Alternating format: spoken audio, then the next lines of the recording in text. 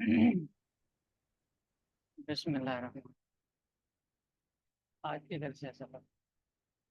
ثم ان کان اسمن یصح جالو لما انتصب عنہ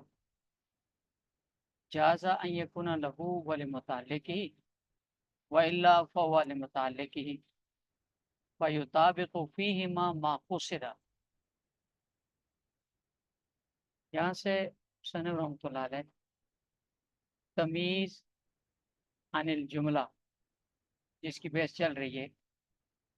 اس کا ایک قاعدہ بیان کر رہے ہیں، اور قاعدہ اس بات سے متعلق ہے کہ کہاں تمیز کو ممیز کے لیے تمیز قرار دیا جائے گا اور کہاں تمیز کو ممیز کا جو متعلق ہوتا ہے اس کے لیے تمیز قرار دیا جائے گا،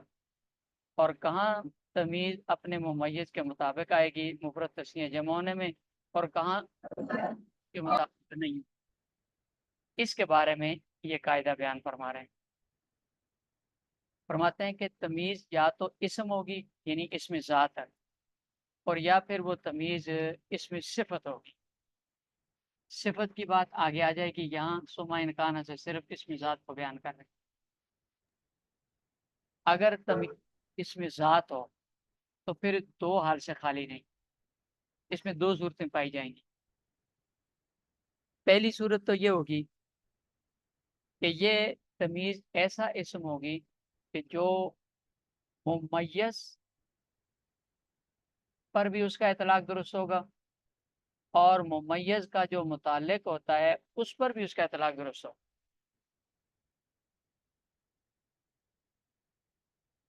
جیسے ابن کا لفظ ہے، پیچھے بھی کئی بار گزرا، یہ ابن کا تابا زید ابن، تو اس میں ابن کا لفظ صرف زید پر بھی اس کا اطلاق درست ہے۔ آپ یہ کہیں گے زید ابن تو ٹھیک ہے، اور زید کا جو متعلق ہے اس کا کوئی والد ہے مثلا، اس پر بھی اس کا اطلاق درست ہے۔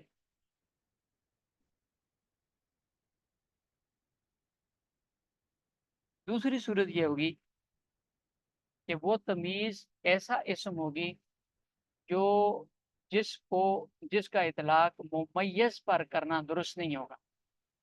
البتہ ممیز کے متعلق پر اس کا اطلاق کرنا درست ہوگا۔ مثلا یہ دارن کا لفظ ہے، یہ دارن کا لفظ تابا زید دارن، اب دارن کو زید سے متعلق قرار دیں،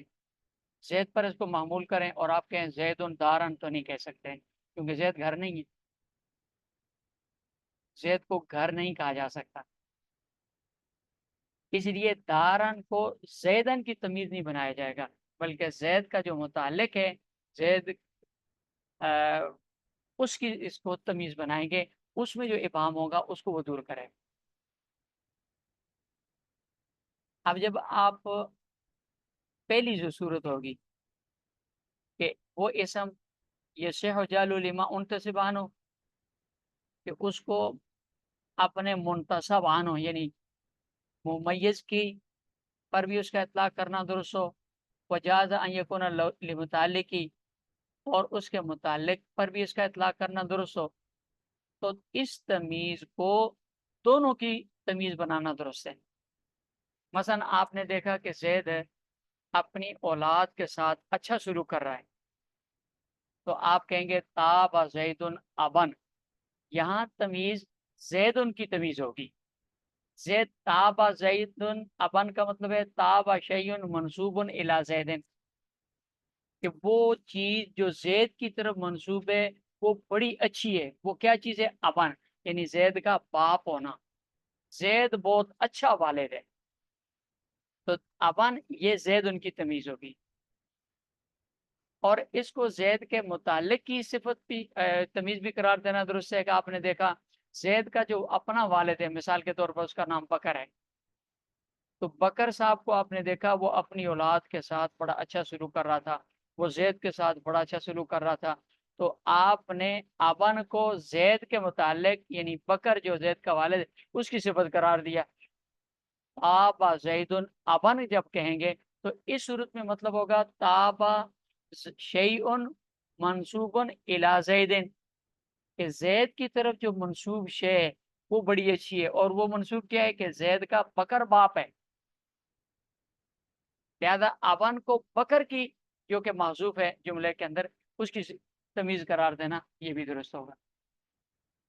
اور اگر دارن ہے مثلا تو پھر اس کو ظاہر ہے کہ ممیز یعنی زیدن کی تمیز نہیں قرار دے سکتے، زیدن کا متعلق کیا ہوگا؟ تابا زیدن دارن کا معنی ہوگا تابا زیدن منصوبن تابا شیئن منصوبن الی زیدن، وہ چیز جو زید کی طرف منصوب ہے وہ بڑی اچھی ہے، اور وہ کیا ہے؟ دارن، گھر ہے۔ تو زید اپنے گھر کے اعتبار سے بڑا اچھا ہے، زید کا گھر بڑا اعلیٰ اور عمدہ گھر۔ فَيُطَابِقُ فِيهِمَا مَا قُصِدَ، مصنف رحمۃ اللہ علیہ فرماتے ہیں کہ یہ جو دو صورتیں کہ تمیز کو ممیز کی پر معمول کریں، ممیز کے متعلق پر معمول کریں، یا دوسری صورت صرف متعلق کی تمیز بنائیں،